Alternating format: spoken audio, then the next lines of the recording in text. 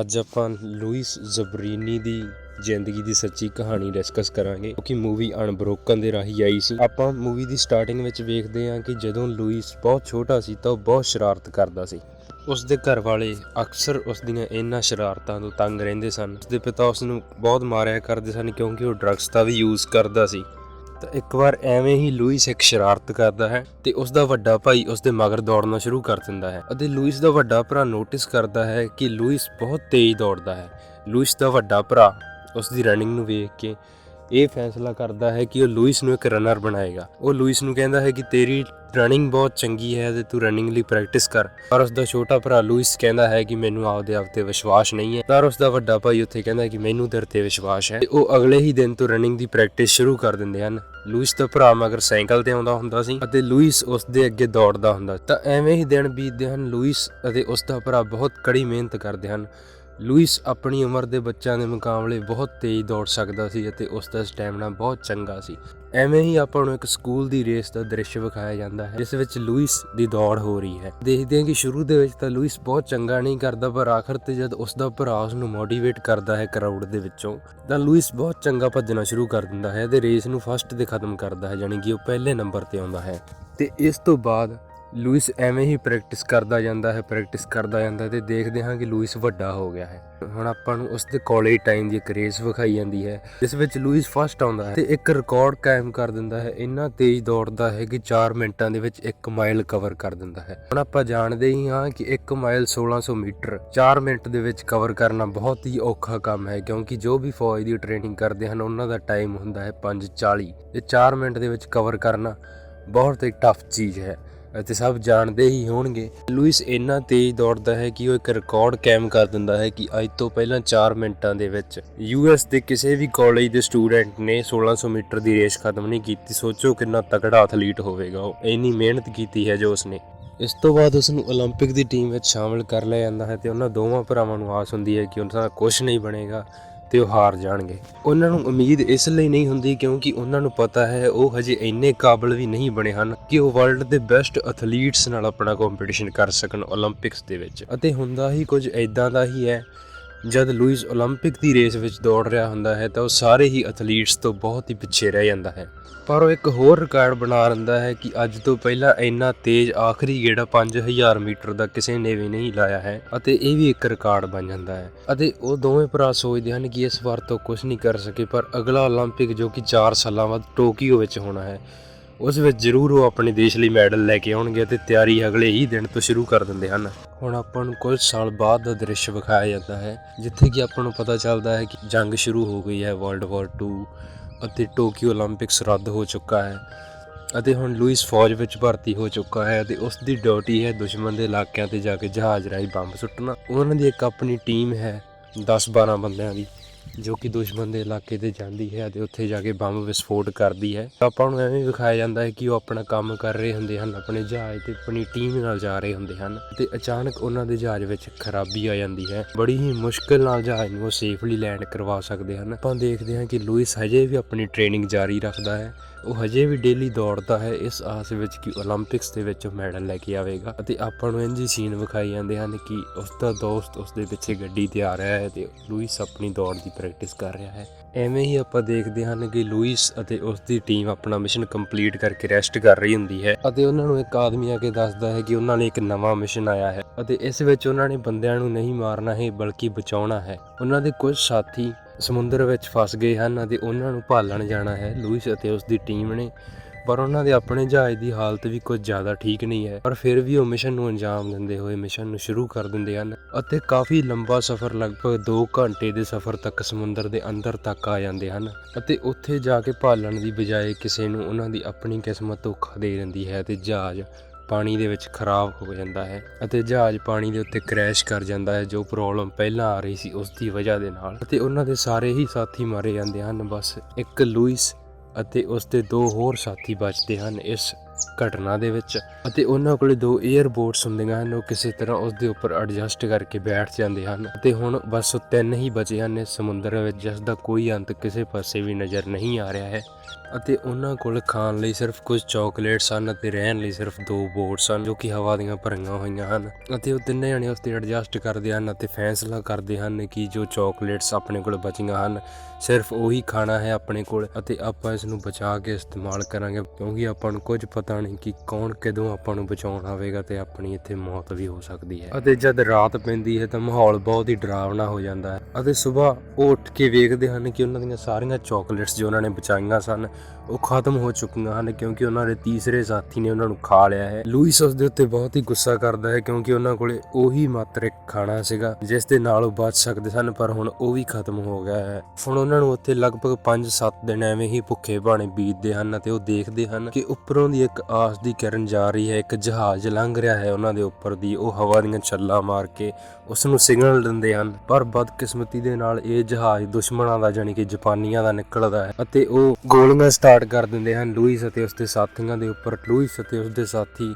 ਪਾਣੀ ਦੇ ਵਿੱਚ ਛਲਾਂਗ ਮਾਰ ਕੇ ਬੜੀ ਹੀ ਮੁਸ਼ਕਿਲ ਦੇ ਨਾਲ ਆਪਣੀ ਜਾਨ ਬਚਾਉਂਦੇ ਹਨ। ਇੱਥੇ ਆਪਾਂ ਨੂੰ ਸੀਨ ਵਿਖਾਇਆ ਜਾਂਦਾ ਹੈ ਕਿ ਉੱਪਰ ਗੋਲੀਆਂ ਚੱਲ ਰਹੀਆਂ ਹਨ ਅਤੇ ਥੱਲੇ ਸ਼ਾਰਕਸ ਫਿਰ ਰਹੀਆਂ ਹਨ ਜੋ ਕਿ ਕਿਸੇ ਵੀ ਆਦਮੀ ਦੀ ਜਾਨ ਲੈ ਸਕਦੀਆਂ ਹਨ। ਤਾਂ ਬੜੀ ਮੁਸ਼ਕਿਲ ਦੇ ਨਾਲ ਉਹ ਆਪਣੇ ਆਪ ਨੂੰ ਸਰਵਾਈਵ ਕਰਦੇ ਹਨ ਅਤੇ ਗੋਲੀਆਂ ਰੁਕ ਗਈਆਂ ਹਨ, ਜਾ ਚੁੱਕਾ ਹੈ ਉੱਪਰ ਦੀ, ਅਤੇ ਦੇਖਦੇ ਹਨ ਕਿ ਇੱਕ 에ਅਰਬੋਟ ਜੋ ਉਹਨਾਂ ਦੀ ਪੈਂਚਰ ਹੋ ਚੁੱਕੀ ਹੈ ਤੇ ਦੂਜੀ ਨੂੰ ਬੜੀ ਹੀ ਮੁਸ਼ਕਿਲ ਨਾਲ ਠੀਕ ਕਰਦੇ ਹਨ। ਹੁਣ ਉਹ ਆਪ 3 ਜਣੇ ਹਨ ਅਤੇ ਉਹਨਾਂ ਕੋਲ ਇੱਕ ਹੀ ਬੋਟ ਹੈ ਜਿਸ ਵਿੱਚ ਉਹ ਦਿਨ ਰਾਤ ਬੜੀ ਹੀ ਮੁਸ਼ਕਿਲ ਨਾਲ ਐਡਜਸਟ ਕਰਦੇ ਹਨ। ਅੱਧੇ ਬੰਦਿਆਂ ਦੀਆਂ ਤਾਂ ਲੱਤਾਂ ਵੀ ਬਾਹਰ ਲੌਂਕਦੀਆਂ ਰਹਿੰਦੀਆਂ ਹਨ। ਉਹਨਾਂ ਦਾ ਮੂੰਹ ਪੀਲਾ ਪੈ ਚੁੱਕਾ ਹੈ ਪਾਣੀ ਦੀ ਕਮੀ ਦੇ ਨਾਲ ਅਤੇ ਉਹ ਸਿਰਫ ਮਰਨ ਕਿਨਾਰੇ ਹਨ ਅਤੇ ਮੌਤ ਦਾ ਵੇਟ ਕਰ ਰਹੇ ਹਨ ਕਿਉਂਕਿ ਉਹਨਾਂ ਨੂੰ ਕੋਈ ਆਸ ਦੀ ਕਿਰਨ ਨਜ਼ਰ ਨਹੀਂ ਆ ਰਹੀ। ਹੁਣ ਆਪਾਂ ਨੂੰ ਦਿਖਾਇਆ ਜਾਂਦਾ ਹੈ ਕਿ ਲਗਭਗ 30-32 ਦਿਨ ਉਹਨਾਂ ਨੂੰ ਸਮੁੰਦਰ ਦੇ ਵਿੱਚ ਹੋ ਗਏ ਹਨ ਤੇ ਉਹਨਾਂ ਦੇ ਵਿੱਚ ਉੱਠਣ ਤੱਕ ਦਾ ਵੀ ਜੋ એનર્ਜੀ ਨਹੀਂ ਬਚੀ ਹੈ। ਤੇ ਅਚਾਨਕ ਉਹਨਾਂ ਦੀ ਕਿਸਮਤ ਚੰਗੀ ਹੈ ਕਿ ਉੱਪਰੋਂ ਬਾਰਿਸ਼ ਹੋਣ ਲੱਗਦੀ ਹੈ। ਉਹ ਕੁਝ ਪਾਣੀ ਇਕੱਠਾ ਕਰਦੇ ਹਨ ਅਤੇ ਕੁਝ ਪੀਂਦੇ ਹਨ ਬਹੁਤ ਹੀ ਟਾਈਮ ਬਾਅਦ।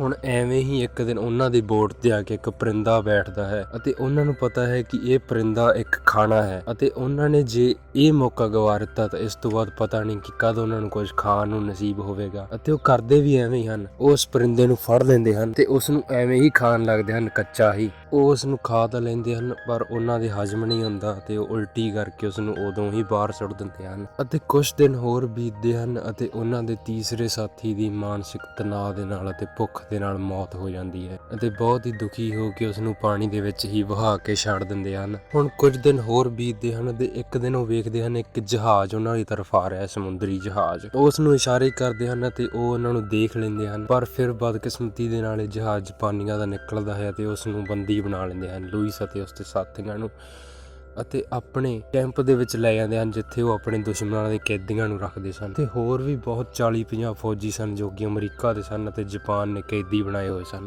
ਉਹ ਉਹਨਾਂ ਤੇ ਬਹੁਤ ਹੀ ਜ਼ੁਲਮ ਕਰਦੇ ਸਨ ਅਤੇ ਉਹਨਾਂ ਤੋਂ ਕੰਮ ਕਰਵਾਇਆ ਕਰਦੇ ਸਨ। ਹੁਣ ਜਦੋਂ ਲੂਇਸ ਅਤੇ ਉਸਦੇ ਸਾਥੀਆਂ ਨੂੰ ਗ੍ਰਿਫਤਾਰ ਕਰ ਲਿਆ ਜਾਂਦਾ ਹੈ, ਉਹਨਾਂ ਨੂੰ ਉਸ ਤੋਂ ਬਾਅਦ ਪਛਾਣ ਆ ਜਾਂਦੀ ਹੈ ਕਿ ਲੂਇਸ ਇੱਕ ਓਲੰਪਿਕ ਐਥਲੀਟ ਹੈ ਤੇ ਉਹ ਉਸ ਦੀ ਪੁੱਛਗਿੱਛ ਕਰਕੇ ਉਹਨਾਂ ਨੂੰ ਇੱਕ ਹੋਰ ਕੈਂਪ ਦੇ ਵਿੱਚ ਲੈ ਜਾਇਆ ਜਾਂਦਾ ਹੈ। ਜਦੋਂ ਲੂਇਸ ਅਤੇ ਉਸਦੇ ਸਾਥੀਆਂ ਨੂੰ ਜਾਪਾਨ ਕੈਂਪ ਵਿੱਚ ਲੈ ਕੇ ਜਾਇਆ ਜਾਂਦਾ ਹੈ ਤਾਂ ਉੱਥੋਂ ਦਾ ਜੋ ਕੋਪਰਲ ਹੁੰਦਾ ਹੈ, ਜੋ ਉੱਥੋਂ ਦਾ ਇੰਚਾਰਜ ਹੁੰਦਾ ਹੈ ਕੋਪਰਲ ਵਟਨਾਮੀ, ਉਹ ਬੜਾ ਹੀ ਇੱਕ ਕਰੂਲ ਲੀਡਰ ਹੁੰਦਾ ਹੈ। ਉਹ ਆਪਣੇ ਕੈਦੀਆਂ ਤੇ ਬਹੁਤ ਹੀ ਜ਼ਿਆਦਾ ਜ਼ੁਲਮ ਕਰਦਾ ਹੈ ਤੇ ਉਹ ਇਹਨਾਂ ਸਭ ਨੂੰ ਕਹਿੰਦਾ ਹੈ ਕਿ ਤੁਸੀਂ ਸਭ ਜਾਪਾਨ ਦੇ ਦੁਸ਼ਮਣ ਹੋ। ਉਹ ਕਹਿੰਦਾ ਹੈ ਕਿ ਤੁਹਾਡੇ ਨਾਲ ਦੁਸ਼ਮਣਾਂ ਦੀ ਤਰ੍ਹਾਂ ਹੀ ਸਲੂਕ ਕੀਤਾ ਜਾਵੇਗਾ। ਇੰਜ ਹੀ ਜਦੋਂ ਉਹ ਆਪਣਾ ਭਾਸ਼ਣ ਦੇ ਰਿਹਾ ਹੁੰਦਾ ਹੈ ਸਾਰੇ ਹੀ ਕੈਦੀਆਂ ਨੂੰ, ਤਾਂ ਉਹ ਦੇਖਦਾ ਹੈ ਕਿ ਲੂਇਸ ਉਸਦੇ ਵੱਲ ਵੇਖ ਰਿਹਾ, ਤਾਂ ਲੂਇਸ ਦੇ ਸਾਹਮਣੇ ਜਾਂਦਾ ਹੈ ਤੇ ਲੂਇਸ ਦੇ ਇੱਕ ਜ਼ੋਰਦਾਰ ਡੰਡਾ ਮਾਰਦਾ ਹੈ ਤੇ ਕਹਿੰਦਾ ਹੈ ਕਿ ਮੇਰੇ ਅੱਖਾਂ ਵਿੱਚ ਵੇਖ। ਤਾਂ ਜਦੋਂ ਲੂਇਸ ਉਸ ਦੀਆਂ ਅੱਖਾਂ ਵਿੱਚ ਦੁਬਾਰਾ ਉੱਠ ਕੇ ਵੇਖਦਾ ਹੈ ਤਾਂ ਉਹ ਇੱਕ ਵਾਰ ਫਿਰ ਲੂਇਸ ਤੇ ਜ਼ੋਰ ਨਾਲ ਡੰਡਾ ਮਾਰਦਾ ਹੈ ਸਿਰ ਦੇ ਉੱਤੇ। ਤਾਂ ਉਹ ਉਸ ਨੂੰ ਕਹਿੰਦਾ ਹੈ ਕਿ ਅੱਗੇ ਤੋਂ ਕਦੇ ਮੇਰੀਆਂ ਅੱਖਾਂ ਦੇ ਵਿੱਚ ਨਾ ਦੇਖੀ। ਤਾਂ ਲੂਇਸ ਉਸ ਨਾਲ ਅੱਖਾਂ ਨਹੀਂ ਮਿਲਾਉਂਦਾ, ਉੱਠ ਖੜਾ ਹੁੰਦਾ ਹੈ। ਅਤੇ ਇਸ ਤੋਂ ਬਾਅਦ ਕੋਪਰਲ ਵਟਨਾਮੀ ਨੂੰ ਪਤਾ ਲੱਗਦਾ ਹੈ ਕਿ ਇਹਨਾਂ ਦੇ ਵਿੱਚ ਇੱਕ ਓਲੰਪਿਕ ਐਥਲੀਟ ਵੀ ਹੈ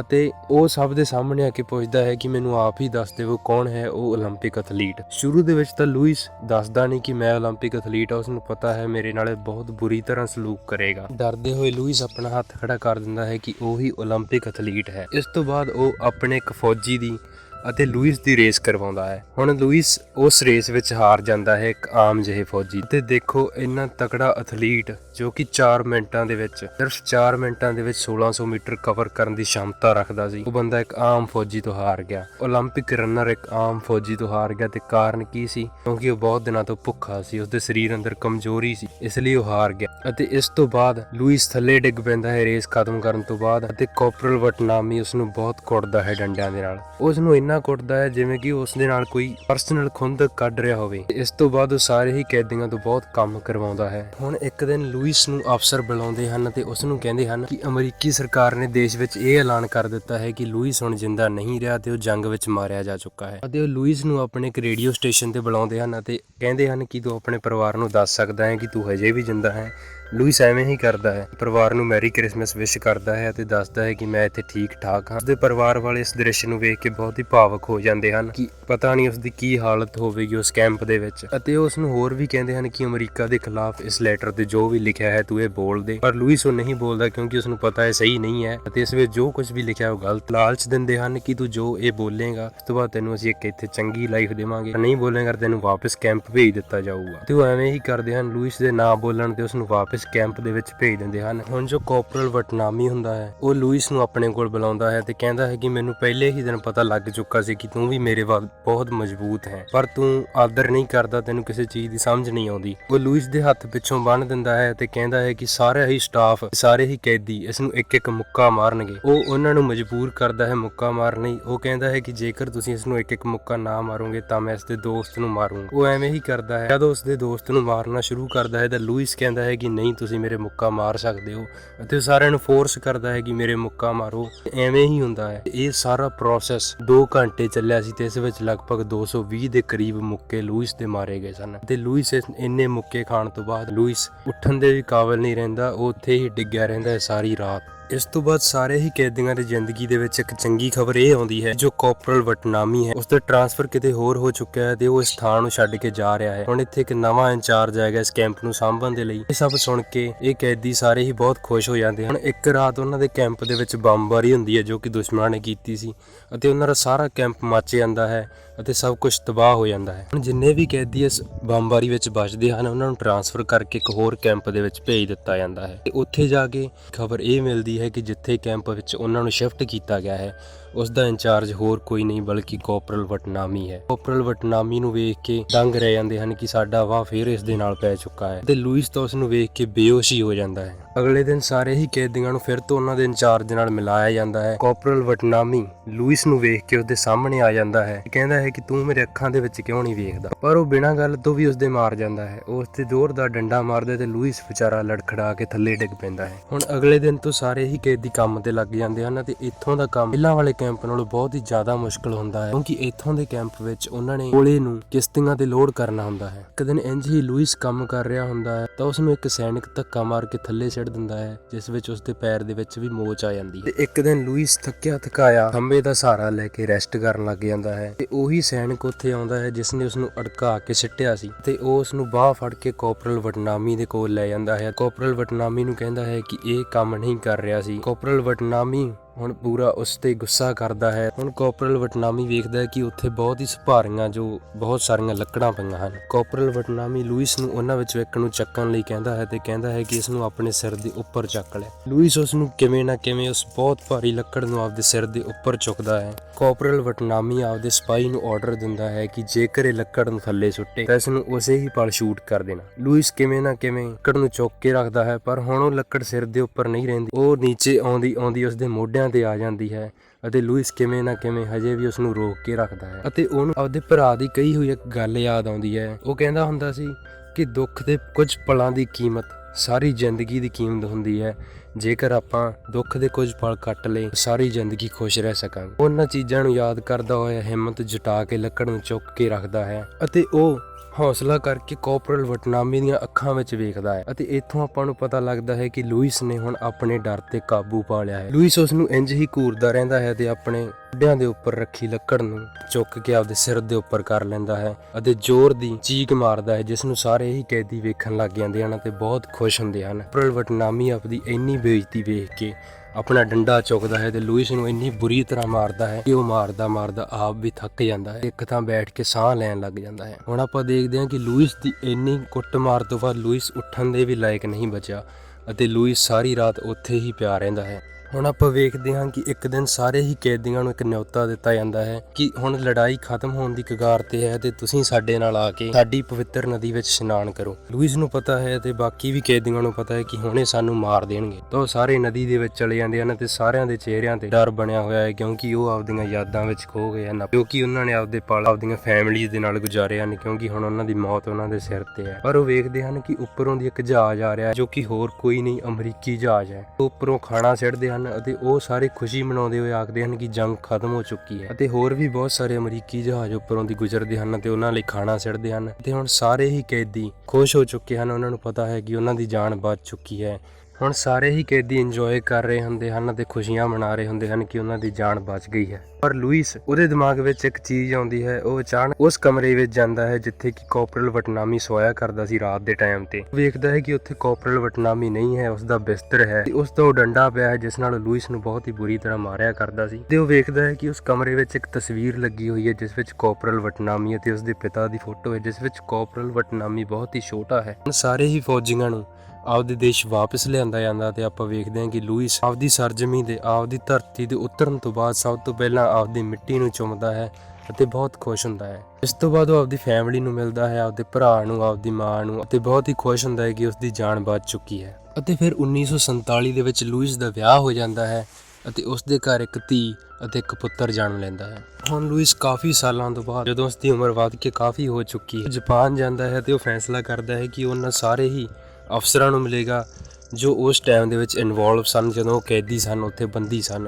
ਉਹ ਸਾਰੇ ਹੀ ਅਫਸਰਾਂ ਨੂੰ ਮਿਲਦਾ ਹੈ ਤੇ ਉਹਨਾਂ ਨਾਲ ਸੁਲ੍ਹਾ ਕਰ ਲੈਂਦਾ ਹੈ। ਪਰ ਜਦੋਂ ਕਾਰਪੋਰਲ ਵਟਨਾਮੀ ਨੂੰ ਮਿਲਣ ਜਾਂਦਾ ਹੈ ਤਾਂ ਉਹ ਉਸ ਨੂੰ ਮਿਲਣ ਤੋਂ ਮਨਾ ਕਰ ਦਿੰਦਾ ਹੈ ਤੇ ਉਸ ਨੂੰ ਮਿਲਣ ਨਹੀਂ ਆਉਂਦਾ। ਸ਼ਾਇਦ ਕਿਤੇ ਨਾ ਕਿਤੇ ਜਿਵੇਂ ਕਾਰਪੋਰਲ ਵਟਨਾਮੀ ਕਹਿੰਦਾ ਹੁੰਦਾ ਸੀ ਕਿ ਮੇਰੀਆਂ ਅੱਖਾਂ ਦੇ ਵਿੱਚ ਨਾ ਦੇਖੋ, ਅੱਜ ਸ਼ਾਇਦ ਉਹ ਖੁਦ ਲੂਇਸ ਨਾਲ ਅੱਖਾਂ ਮਿਲਾਉਣ ਦੇ ਲਾਇਕ ਨਹੀਂ ਬਚਿਆ, ਇਸ ਲਈ ਉਸ ਨੂੰ ਮਿਲਣ ਵੀ ਨਹੀਂ ਆਉਂਦਾ ਅਤੇ ਲੂਇਸ ਉੱਥੋਂ ਵਾਪਸ ਆ ਜਾਂਦਾ ਹੈ। ਆਪਾਂ ਨੂੰ ਪਤਾ ਹੈ ਕਿ ਲੂਇਸ ਦਾ ਇੱਕ ਸੁਪਨਾ ਸੀ ਕਿ ਉਹ ਟੋਕੀਓ 올림픽ਸ ਦੇ ਵਿੱਚ ਦੌੜਨਾ ਚਾਹੁੰਦਾ ਸੀ, ਜੋ ਕਿ ਕਾਮਯਾਬ ਨਹੀਂ ਹੋ ਸਕਿਆ ਮਾੜੀ ਕਿਸਮਤ ਦੇ ਕਰਕੇ। 86 ਸਾਲ ਦੀ ਉਮਰ ਵਿੱਚ ਉਹ ਟੋਕੀਓ 올림픽ਸ ਦੇ ਵਿੱਚ ਮਸ਼ਾਲ ਲੈ ਕੇ ਦੌੜਦਾ ਹੈ ਤੇ ਆਪਣੇ ਸੁਪਨੇ ਨੂੰ ਪੂਰਾ ਕਰਦਾ ਹੈ। ਇਹ ਸੀ ਕਹਾਣੀ ਜੋ ਆਪਾਂ ਨੂੰ ਸਿਖਾਉਂਦੀ ਹੈ ਕਿ ਬੰਦੇ ਨੂੰ ਹਿੰਮਤ ਨਹੀਂ ਹਾਰਨੀ ਚਾਹੀਦੀ ਅਤੇ ਲੂਇਸ ਜ਼ੈਂਬਰਿਨੀ ਦੀ ਜ਼ਿੰਦਗੀ ਦੀ ਇੱਕ ਸੱਚੀ ਕਹਾਣੀ ਸੀ, ਅਨਬ੍ਰੋਕਨ ਮੂਵੀ।